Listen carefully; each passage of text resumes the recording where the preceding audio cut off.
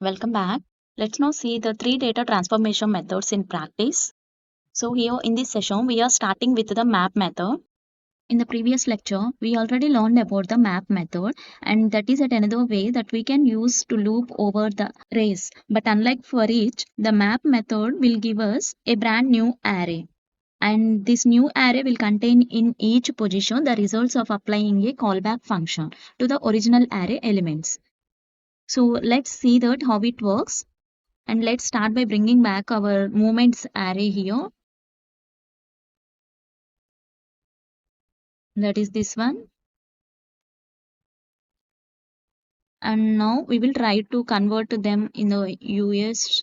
Let's suppose this movement is in euros. Now we want to convert them to US dollars. So let's suppose that 1 euro is worth of $1.1. So let's write that const euro to US dollar. So that is equal 1.1. And so now what we want to do is to basically multiply each element of the moments array by this 1.1.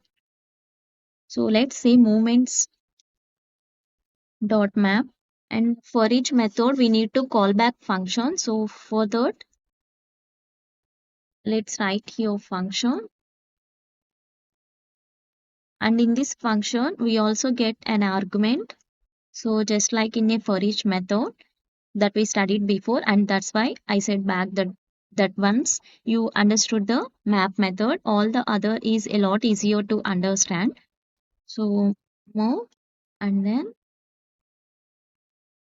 here the callback function, we need to return the value that we want the new array. So we have to the correct position.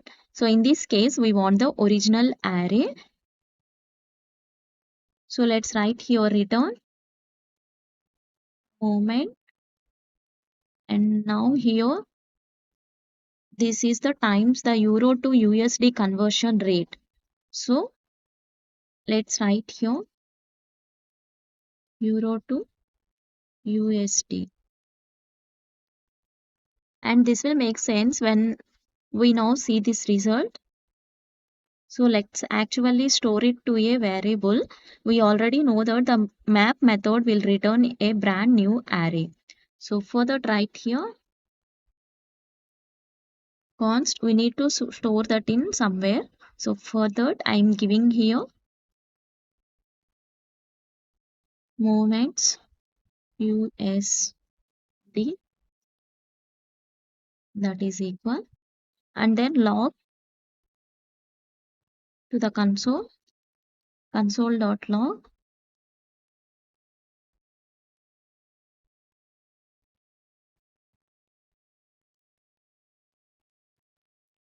moments, and we need to call another one also, that is console.log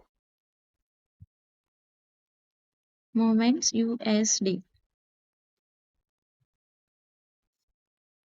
Now let's reload the page. So here see the result. These are the moments that we have here in this moments array. Let paste this here.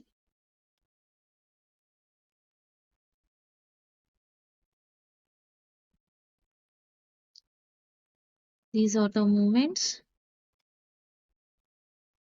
And now these are the moments USD, that is we are multiplied with 1.1.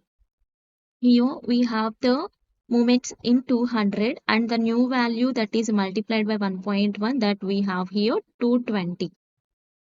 So like this all the results, and so indeed we ended up with a new array containing all the movements but convert it from euros to US dollars. And again that's because that is exactly what we returned here from this callback function. We would of course have returned simply something else. So we could have returned simply 23. So let's write here. Let's comment this. Let's write here return. For example, giving 23. Now let's see the result. Have an array of the same length, but in each of the position contains 23. because that is what we returned from this callback function, and so in each iteration of the original moments array. So it simply puts 23 into the new array at the same position. So let's cut this, keep this back. And also now here we see that the original array does not mutated. So we define that the map method really only returns in a new array with the new elements. And this really is the fundamentals of how the map method works. So we can use this and we will use it in all kinds of different situations. And so now let's try using the for of loop for const moment of moments. So now here we need to create a new array. So in this case, we first need to create the new array. So let's write here const moments USD for that is equal array. Here I am giving the empty array, and then as we loop over the moments, we keep pushing a value to the new moments USD for array.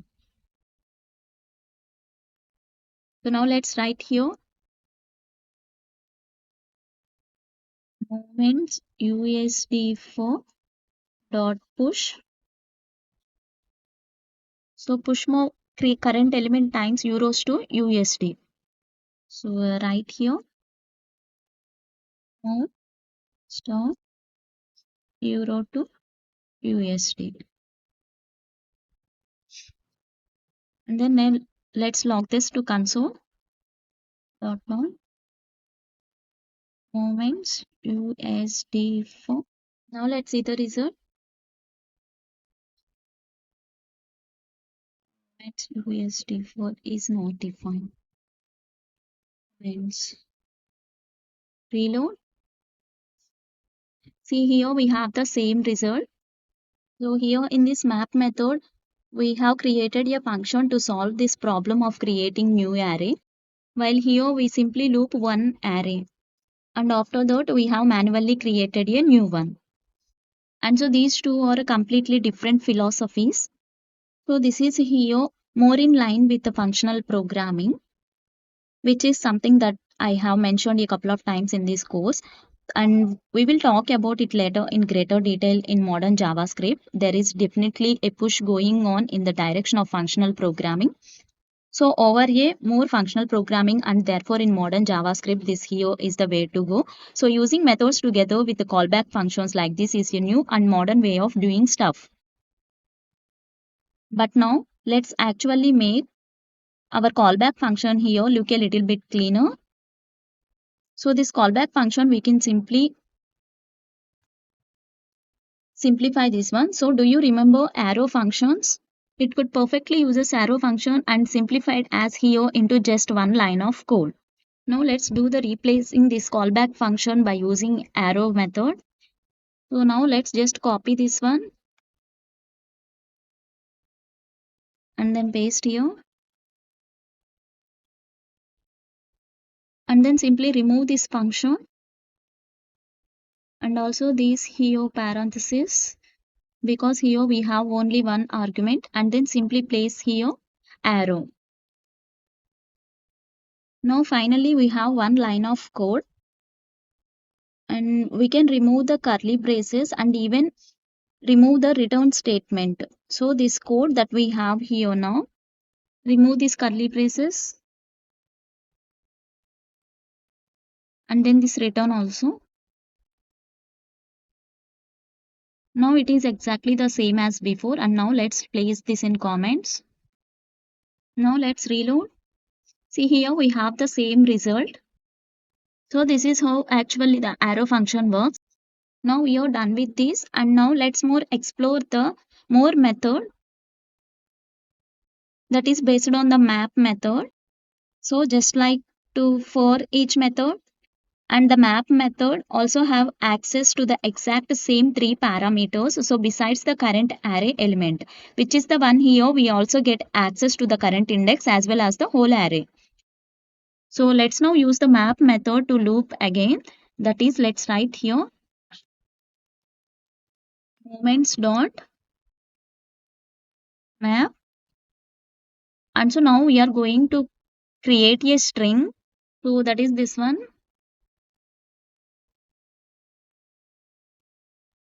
Let's take this one. Write here function. And now I will actually use an arrow function. So let's clear this. So I am here giving three parameters, that is move, and then the I index, and then array. And now write the arrow. And this time we do need a block, at least for now. And then here we have our logic, paste. In this case, we will not log this into console. So instead, we want to return the string. So then it gets put into the new array that results from the map method. So let's say that here const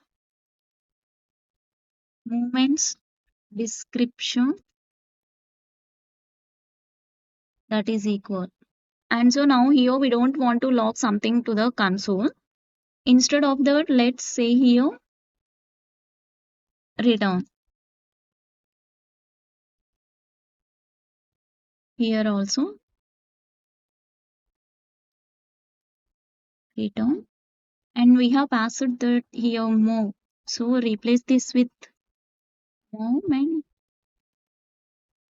and also here. Let's reload here. Here we are replacing the value into a new array. So we got the same result. Now let's log this into console.log movement descriptions. Let's reload. So with this we get this array that is based on all these strings. And so we have it is completely acceptable by giving these return statements, or even more in the same function as long as only one of them is executed. And so in this case here, either this one is executed or this one. It's impossible for both of them to return at the same time. And actually we can even simplify this because these two strings are essentially the exact same thing except for the withdraw here. So now let's do something else here. So that is, you also have this math dot absolute value, but if the value is already positive as it is here, then it makes simply no difference. So let's use a ternary operator to put either withdraw or deposited. So let's copy this one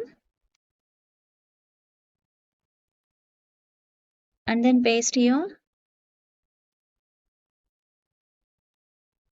Now here we see that is greater than 0. So we can check if the movement is greater than 0 and then use the ternary operator. So if it is greater than 0, then you should use the deposited. So let's write the deposited, or else you should say withdrawn.